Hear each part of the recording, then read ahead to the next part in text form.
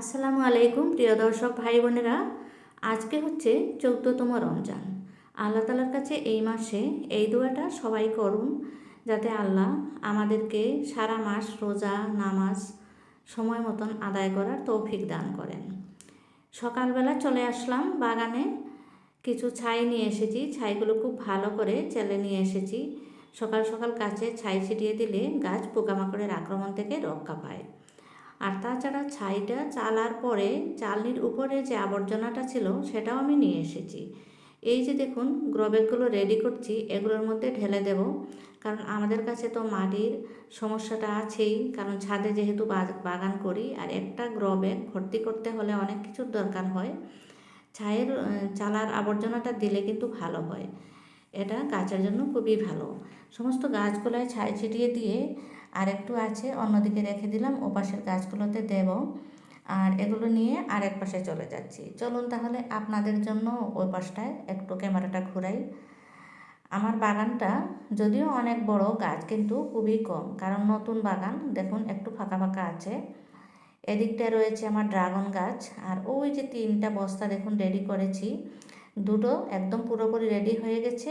আর একটাতে আজকে এই ছায়ের আবর্জনাটা দিয়ে পরে বালতি থেকে যে জিনিসটা দিচ্ছি সেটা হচ্ছে নিচে আমার ফুল গাছগুলোর পুরনো ফুল গাছের পাতা, মরা পাতা, সাথে কিছু মাটি নিয়ে এসেছি। এগুলো দিয়ে আমি এই বস্তাটা পুরট করে দিলাম, এই গ্রোব্যাগটাও পুরট করে দিলাম। এগুলোতে দুটাতে আমি দেব তিতা কেরালার গাছ। এই যে দেখুন মরা ফুলের পাতা টাতা দিয়ে ভর্তি করে দিয়েছি। তার উপর দিয়ে আরও কিছু গোবরের সার মিশিয়ে মাটি দিতে হবে। আর এই দুটো ব্যাগ কিন্তু পুরোপুরি রেডি হয়ে গেছে গাছ দেওয়ার জন্য।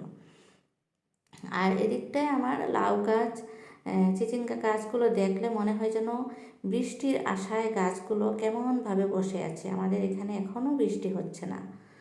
এখানে আমি বীজ লাগিয়ে দিয়েছি অলরেডি।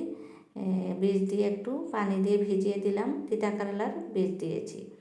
আর ড্রাগন গাছ রেডি হচ্ছে ফুল আসার জন্য। খুব সুন্দর চেহারা হয়েছে ড্রাগন গাছের। আর টমেটো তো আমাকে কিনতেই হয় না, যে কয়টা গাছ আছে আমার হয়ে যায়। তাছাড়া আরও কিছু নতুন গাছ এ পাশটায় আমি লাগিয়েছি। নতুন নতুন চারা দেখতেই পাচ্ছেন, বৃষ্টি হলে চারাগুলো বড় হয়ে যাবে। আর এ পাশটায় আমি ঢেঁড়সের জন্য রেডি করেছি। এখানে আমি পাতলা একটা বেডে ডাঁটার বীজ দিয়েছিলাম শুধু শাক খাওয়ার জন্য। এগুলো থেকে শাক খাচ্ছি। আর ডাঁটার জন্য যেটা সেটা বড় বেডে দেব। আর ছাই দিয়ে ভর্তি করে দিয়েছি আমার শশা গাছ, দেখুন যাতে পোকার আক্রমণ থেকে রক্ষা পায়। ছাই কিন্তু খুব ভালো ফাঙ্গিসাইডের কাজ করে। শশা গাছটা মাশাল্লাহ অনেক সুন্দর হয়েছে। আপনারাও মাশাল্লাহ বলে লিখে দেবেন, ভালো লাগবে।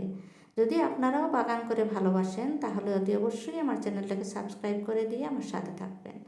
এখানে আমি অনেক ধরনের মরিচ গাছ লাগিয়েছি। কিছু মাটি কম কম দেখা যাচ্ছে, কারণ প্রত্যেক দিন জল দেওয়ার সময় গাছগুলোর কখনো কখনো শিকড়টা বেরিয়ে যায়, তখন আরও একটু একটু মাটি দিয়ে শিকড়টা ঢেকে দিতে হয়। আমি অনেক ধরনের মরিচ লাগিয়েছি। এটাতে দেখুন একদম চিকন চিকন, খুব সুন্দর লাগে, এটা দেখতে খুব ধরে। তাছাড়া এটাতে আছে একটু বড় বড় সাইজের এটাতে। আর এ পাশটায় রয়েছে আর অন্য প্রজাতির অনেক ধরনের। তাছাড়া আমি আরও কিছু বীজ দিয়েছি, যেগুলো বর্ষাতে বৃষ্টির দিনে হবে। আর এখানে ভেন্ডির বীজ দিয়েছিলাম, যদিও বৃষ্টি নাই তাই প্রত্যেকটা অঙ্কুরিত হয় নাই, কিছু কিছু বাকি রয়ে গেছে এখনও। যদিও জল দেওয়া হয়, বৃষ্টির মতন কাজ এগুলোতে হয় না। এপাশটায় আমার অ্যালোভেরা বা অন্যান্য গাছগুলো রয়েছে। মস রোজের টবগুলো আমি রেডি করেই চলেছি, সময় এসে গেছে। সবাই মিলে বাগান করুন, আসুন, সবাই ভালো থাকুন। Happy gardening.